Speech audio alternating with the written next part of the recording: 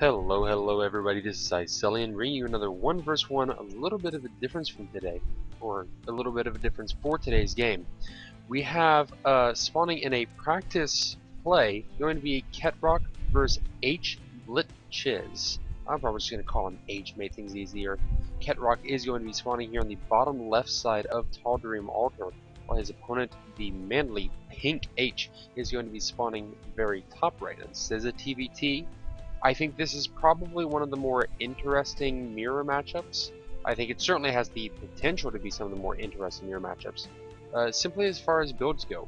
With Zergs, I feel there's a lot of restriction. You know, you either open up and play the Muta Baneling Microfast at the beginning, or you just go to Roaches. From there, it can certainly diverge later on. You could go to Infestors, you could go to Mutas, and Broodlords and Ultras, and maybe some Nidus play if you feel lucky. With Protoss, you often see many 4 gates. Lately, it has branched off quite a bit now on Tal'darim. If it was a PvP, probably would expect 4 gate on either side. But either way, I don't think those two are very relevant right now, as we are looking at a TvT. Both of these players opening up with almost exactly mirror builds. And I say this is a practice match because ladders will always be red versus blue. This is obviously red versus pink. Now, a little bit about these players. Ketroc, our red Terran, is a Masters ranked player right now. He is ranked 21 in his division. He has 27 wins and 17 losses, about a 62% win rate. That's just about all I could find out on him. Again, this was taken from Reddit.com's rcastit. I am happy to be casting it for these gentlemen, and I hope that they will take a good bit from the game. I hope they enjoy watching and listening, and maybe just even, muting me if my voice is annoying and going over the camera play. HBlitchiz, or H is all likely just be calling him, is not on the ladder just yet. Now again, this is the very beginning. It is, good little catch with the Marine right as he comes out getting that SCV scouting. I'm not even sure if Ketroc was able to see. He did not catch either gas. He probably saw the SCVs moving here. May have not seen anything there.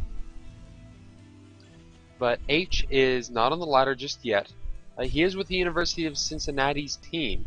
I did a quick little Google search that turned up, and so good luck, have fun to the University of Cincinnati. I hope they're doing well in their CSL play. I would expect for H to be a Masters player. I think that would just make sense given the skill level for our players, and that they're likely either meeting up in a tournament where they're matching equal skill levels, or their practice partners also very likely. You don't want to have a bronze practice partner to go with your Masters play because it's just not going to quite cover. Both players are doing some similar builds here. However, Ketroc is just a little bit behind. You see the factory is already finished up here, Tech Lab going down in the reactor core as well, along with the starport. So we might see Hellions swap over to the reactor core, and then the starport to the Tech Lab to go and do a Banshee 1-1-1 play. Ketroc almost looks to be doing a similar thing, but his factory not even close to finishing yet. He did get his reactor core already finished so that he can pump out a few more Marines. Just scouting, looking around, being ready, seeing if there's any SCV shenanigans hanging around nearby, but nope, everybody's back home. And no, we're seeing double pump Marines come out, not the Hellions. I was thinking Hellions might be more prevalent play just because of the sheer distance to cover on this map. Hellions can cover it much faster, and if your opponent is putting out a lot of Marines, then, well, Hellions can be pretty good against those. At least was one for due. We do have the Banshee coming out. Both gas are mining fully, so we might see he's got more than enough gas to pick up that cloaking field. We're just gonna have to see what he decides. Ketroc going a little different. He's instead going for siege tech. He is doing 1-1-1, but he's gonna be going for maybe a drop, maybe an early Marine tank push. We'll have to wait and see. As I said, you've got 6 minutes and 45 seconds into the game. Both players are very divergent on their builds. Always interesting to see what's going on. But we do have Banshee out on the field. It is going to be the only Banshee, and after that we are swapping so we can get Vikings going out. Just want to maintain that air superiority. Makes plenty of sense. Helps us stop any drop play as medevacs are considered armored. And wow, Ketroc is going for a real early push. Medevac straight line shooting just to the front door of H's base. And here comes the siege tech out for Blit. He is getting that second tank. The Viking is on the field as well. We're going to have to see how this lays out for our red Terran player. Oh, Banshee is moving in, is dealing some damage, and trying to get out as fast as possible. It almost looks like Ketroc just wasn't watching. He may have been able to get a couple more SCV kills. He only got the one and is putting on pressure, and that is not at all going to stop the push coming in here. The siege tank isn't sieged up. That is a huge deal. Really needs to get into siege mode. Lay down and just set to contain his opponent before his opponent is able to get the siege on him. Some SCVs have been pulled here to help take some fodder fire. There's the siege mode.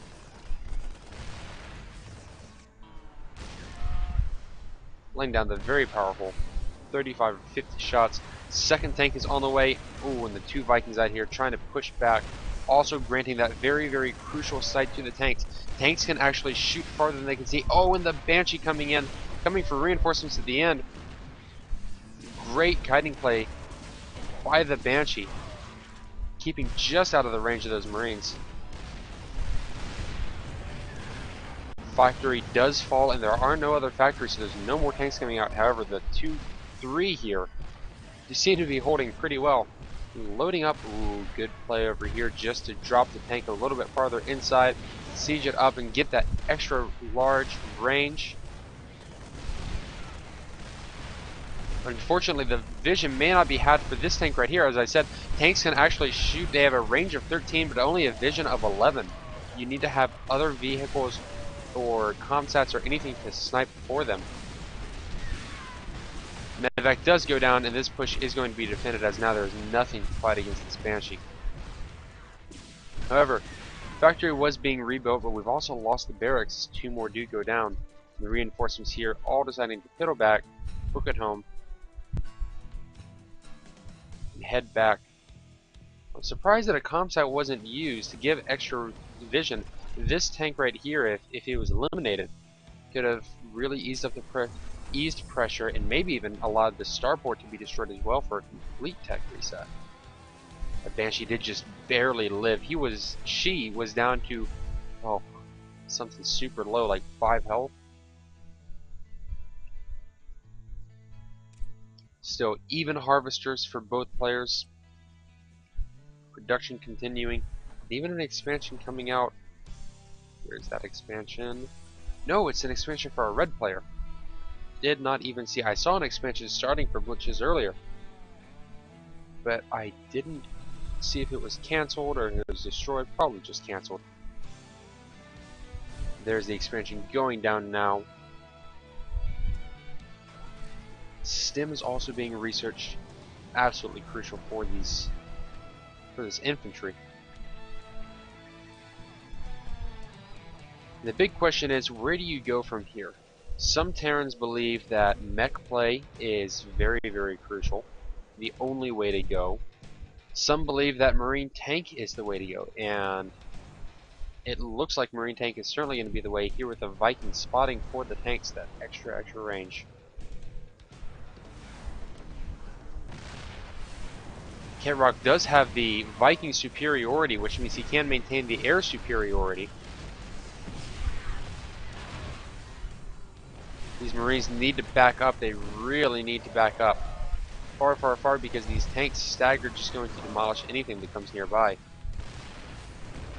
But still, these siege tanks doing what they do best, firing his artillery shells, sieging the opponent. Good cancel right there at the end, getting the 300 or 400 refund. That Banshee still being just 13 kills, being just such a pest. So the tanks do pick up and move it back home. Not entirely sure why. The Vikings, I think, could have really prevented this for a lot longer. As long as, ooh, going for a planetary in the natural, that's an interesting choice. The Banshee obviously laid in and did some work there.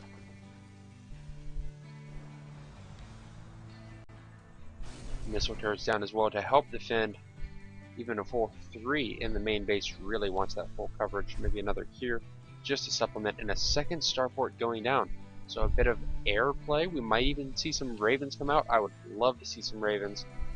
Point defense drone can stop your opponent's Vikings, give yours the advantage, even if you don't have the numbers.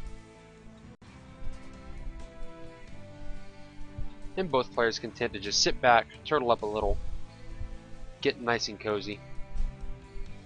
I am intrigued by the choice to go Planetary Fortress here for Ketroc. And he's Masters player, so I'm not one to question. He obviously is pretty decent at this game. But orbital, a second orbital, just with all that extra energy, the extra mules, the extra comsats, can really, really make a big difference in your economy building. Speaking of, we do have a worker advantage for our red player. Pink just finishing up that expansion, so no doubt he'll do a nice SCV transfer as his main is looking a little skimped. Armory's coming down for both players. As the 1-1 finishes up for Pink. High-sec auto-tracking. +1 range for so much. But again, just an interesting choice. I guess for TvT, Ketroc just has this decision, says, you know what? This is just what I like to do. Oh, Banshee coming in did kill off that Marine and is going to force this tank to flee back. However, all the Vikings coming in, laying in the missiles. Volley and volley, and that is that.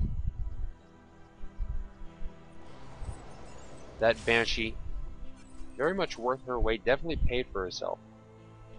Now second expansion has finished here for H. Is he going to destroy the rocks? Is he going to float it down? Gonna have to wait and see.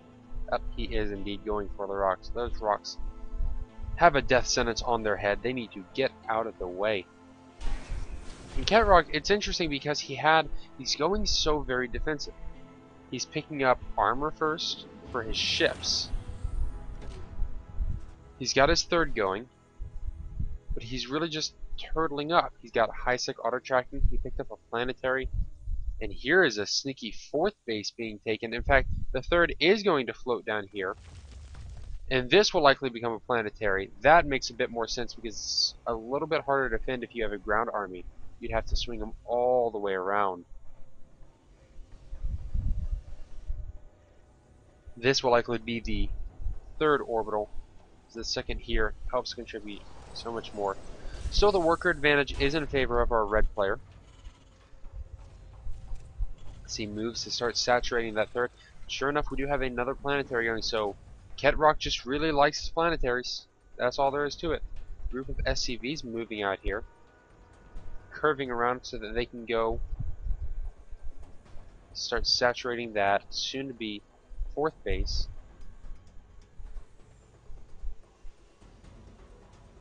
And Terran ship level 1 coming out from the second armory down here. That's just a very interesting choice to just go air Terran. It's unorthodox, I would say. It's different. We might see some battle cruisers coming out here. As Ketroc decides that this missile turret looked at him a little funny. Wants it destroyed. And there it goes.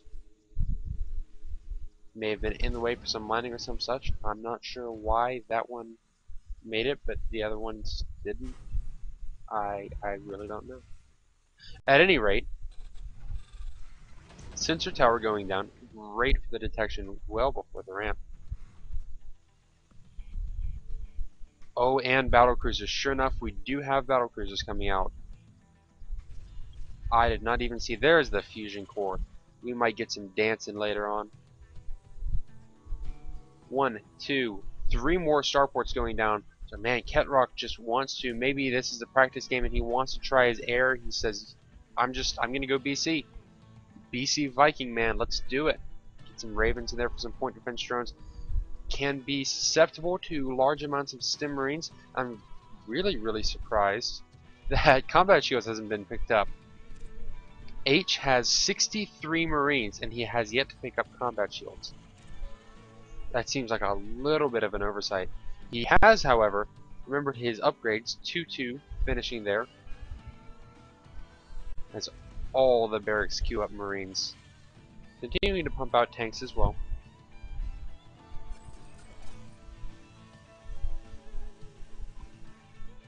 In a sensor tower way out in the open, certainly would be susceptible to like 5 Marines running up, pot-shotting it, and heading out, but you know what? It's going to give a lot of heads up before those Marines land. So we do have the 4th base here going down for Ketroc. Probably going to be, I would guess, Planetary Fortress. Very likely. Ketroc lets his macro slip just a little bit, but he's probably building up to start queuing up those battle cruisers. Oh, he's just going to go mass battle cruiser, and this could be amazing. This could be very great against HBlitchiz. HB, I almost want to call him. And he is going to have 3-3 Marines, which are very potent. And the 10 extra life may not give them the super long lifespan that they would need, but I think that they would certainly be more, at least a little bit more effective. I think it's worth the investment. It's only 100. And when you have entire balls of infantry moving out, like so, yeah, I mean 89 on a single, that's probably just every unit.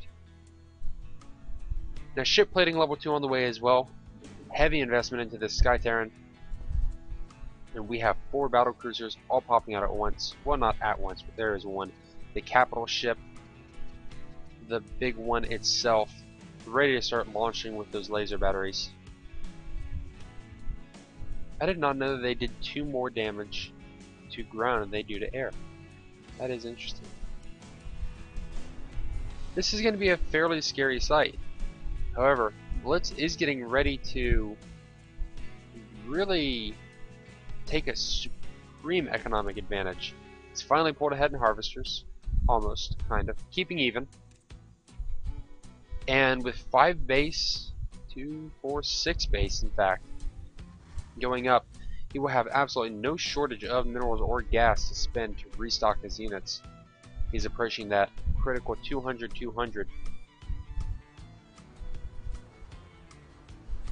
And the 3-3 really going to make a big difference. Unfortunately, the siege tanks with, you know, they're going to do maximum damage. They're going to do huge amounts of damage when they're sieged up. But that's assuming that the battle cruisers don't rip them apart first, because spoiler alert, siege tanks can't shoot up. They they can't shoot air whatsoever. Ooh, one Marine getting a stem so he can catch the front of the line. He's actually the line leader. And now the attack is coming. Ketroc knows it. He is moving his fleet in position. Man, so many Vikings. A full 18 Vikings. Full 8 battle cruisers. I'm sorry, 7 battle cruisers. I can't count today. It's a problem I have. And the air superiority is going to go to Ketroc. There's no doubt about that. The question is, will these 3-3 Marines be able to destroy the battle cruisers?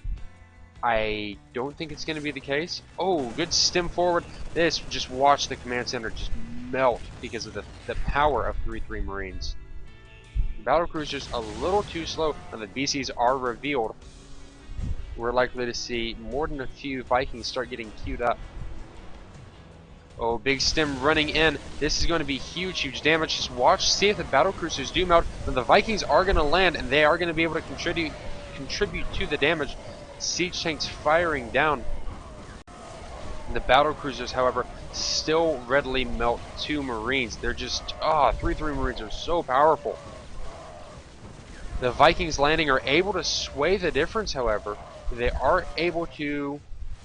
Oh, but then the other Vikings come in, and that battle cruiser is just dead. That battle cruiser is very dead. And the Behemoth reactor is being researched. Probably going to see some Yamato cannon following afterwards, which means we do have a Dance and Fusion Core, but that doesn't do a whole lot when you have an enemy ready to march into your base. These siege tanks could set up a siege pretty readily. They just need that anti-air so that they don't get squished by the battle cruisers that are going to be coming out.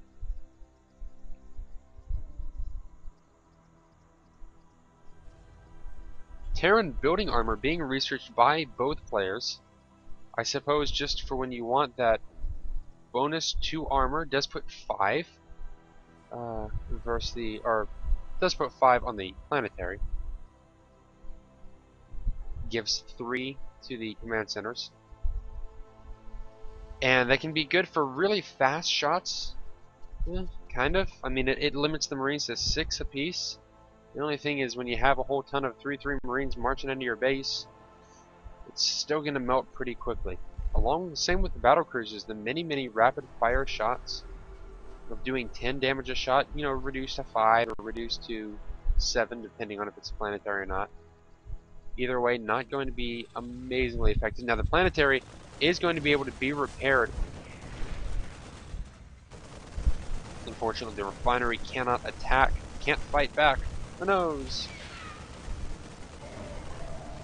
But there you go, that high-sec auto tracking is paying off, sniping those 2 out. Oh, and here comes some more BCs coming in. 3-3 Marines firing up a whole slew of Vikings coming down. And man, these battle cruisers have no hope. They are just going to get absolutely demolished.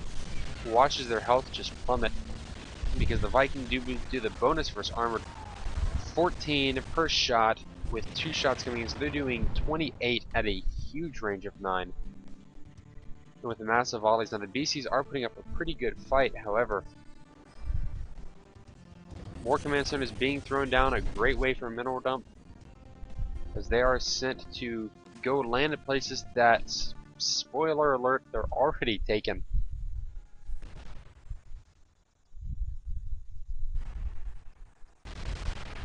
As siege tank and planetaries have back and forth fighting, unfortunately, the planetary is not going to, or yes, the planetary is not going to be able to win this.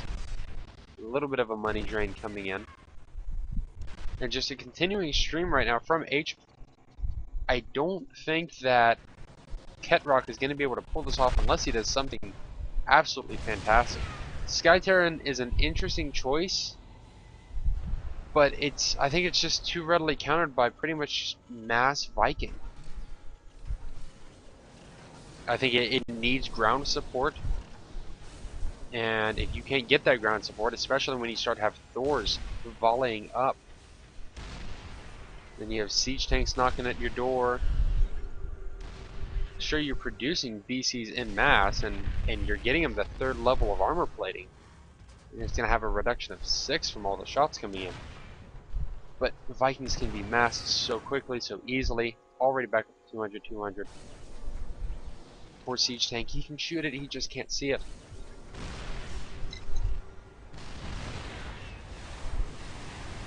Here we have an engagement coming in. Point defense drone is going to be stopping a lot of these lasers and missiles coming in.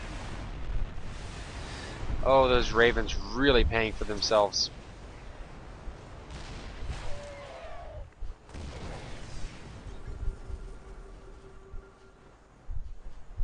At this point, Ketroc is just being, oh, he's proxy planetary because, well, why not at this point? He did manage to keep this base. He's got a few set for auto repair. They are set to go if need be.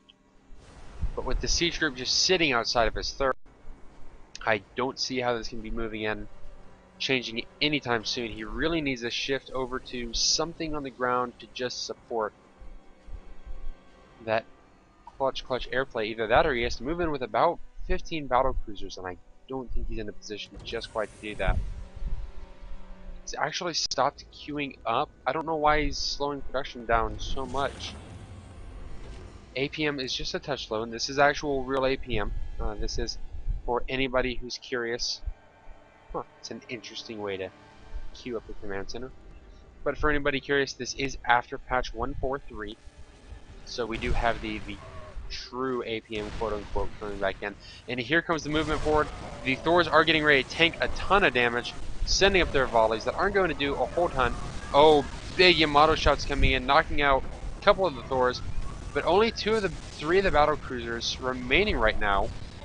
However, the upgrades for the air might be swinging it into their favor. Vikings are going to move forward and probably try to land right on top of these tanks. There you can see the clicks. Battle cruisers still firing in, and oh, you've got the SCVs repairing. Didn't even notice, but that is going to be clutch. Now the Marines coming in, but the Marines are not going to be able to fight off against this. SCVs are going to get crushed by those tanks, but wow, Ketroc coming out of that with some smart movement on his Vikings part and some great repairs for his SCVs. More battle cruisers are being queued up. Certainly has the money to do it, and he really does need to. And Terran ship level 3 as well. Marines continue to hoof it down, and really, Blitz, get that combat shield, man. Group of Hellions, an interesting choice moving out here. They do have the Infernal Pre-Igniter. They must have the Infernal Pre-Igniter. The light wouldn't be a bonus, so sure enough they do. Coming up here, scouting, finding one. There you can see the blue flame, finding one expansion, not doing a whole ton to the building because, surprise, Hellions aren't so great versus structures.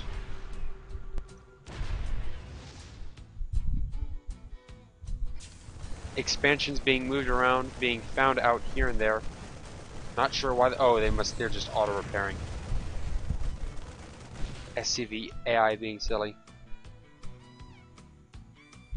Ha! One command center forced to be lifted off, another taking its place. Interesting little exchange of expansions without ever killing anything. And another planetary being morphed here. Oh, unfortunately, the first one is going to get as the second one before it's able to. Guess the Hellions were fended off. Let's see. No, we have two Hellions somewhere on the field. I'm sure I could track them down if I looked hard enough.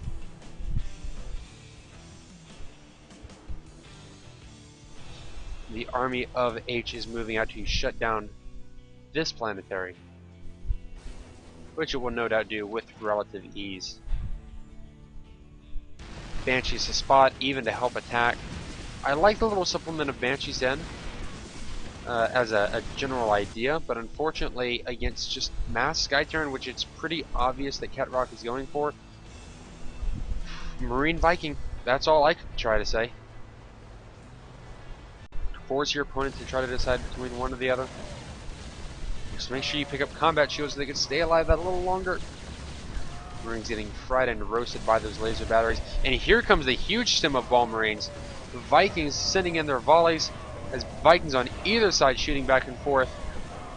Battlecruisers are going to be the question that makes the difference, because if they don't stay alive, which they aren't, then the Vikings aren't going to be able to either. No!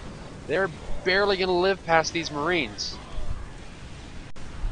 However, with the Thor coming in, no, H is going to win this battle out. He does have the Viking count at the end, the Marines supplementing the attack from below, and even with Thor, Marine Viking probably would be a pretty potent combo. Now, Corvid Reactor is going to give the Ravens the extra energy, and Secret Missile being researched at the same time. Ketroc maybe just trying out some airplay, really seeing if he wants to, if that's something that he wants to go for.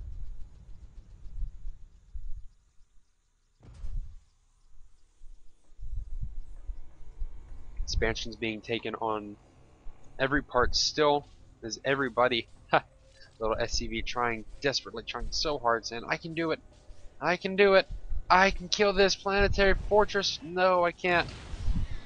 And now this mining line is going to be under harass, unfortunately. Oh, Ketroc, your problem isn't your opponent's economy, not when he's sitting at 5,500 gas. No, the problem is far more that you are being sieged, good sure. Yes, good sure. Mass number of SCVs being poured here just to help repair. All tailing along, all just following the battlecruisers. Couple of scans going down just to see what the opponent is up to. Mass SCV transfer going over to this interesting little base. Banshee is ready to here just start racking up some kills. Here are all the Hellions that I missed before. Chilling, having a good time, taking a smoke break. And both players just at a really awkward position. Ketroc's choice to go Sky Terran not working out so well for him. I think H could really move in at just about any point in time after an engagement. I think he's been a little too cautious with his tanks. He could readily siege up a planetary and just use his Vikings and Marines to defend. which, good lord, does he have enough Vikings. 35 on the field, easily able to crush his opponents. 3 Vikings, 5 battlecruisers. In fact, the supply is almost a double difference. The only thing he has to worry about is maybe these siege tanks, maybe the missile turret, but with his own set of siege tanks, it shouldn't be a problem at all. He finally decides to make the push in. The battlecruisers moving forward with the SCV repaired. You can hear the Yamato cannons start firing, trying to take out the Thor, trying to take out the larger units, but it's just not going to be enough. The battlecruisers fall, only 2 Vikings set. Planetary fortress falling very, very quickly. And even, oh yes, the Vikings coming in now, they can just land as they're going to do and start going to town, even with only the +1 on their attacks. It doesn't matter, it is more than enough. Sorry, little SCV, you can't repair fast enough. Oh, and the Hellions getting caught in a move. Transfer, 2 of them getting taken out, the others getting weakened. Trying to see if they can lessen the economy of the opponent, but again, the economy is not the problem here. It's the fact that Ketroc is more than 100 supply down from his opponent. Also, you have Vikings uncontested in your base, destroying your main production facilities. You're making 1 battlecruiser that's going to be stopped relatively soon. You have many other Vikings, along with some Marines, marching in, doing whatever they'd like to your base. And you're mining from only a few places that aren't defended. Unfortunately, this is going to be GG for Ketroc any moment now. I have a feeling he may draw it out just a touch. But oh yes, with all these Vikings on the ground, all these Vikings on the ground, there's the GG from Ketroc. Sky Terran not quite working out for him. A good idea. Some Ravens could have supplemented very, very well, especially with some PDDs. I think it's a very underused and exceptionally powerful ability. I think that ground forces to supplement as well, to support, would have been a good choice. But unfortunately, battlecruisers are just a little too susceptible when your opponent can just straight up mass Viking. It's a good idea, but also with the 3/3s, and those Marines never picking up a combat shield.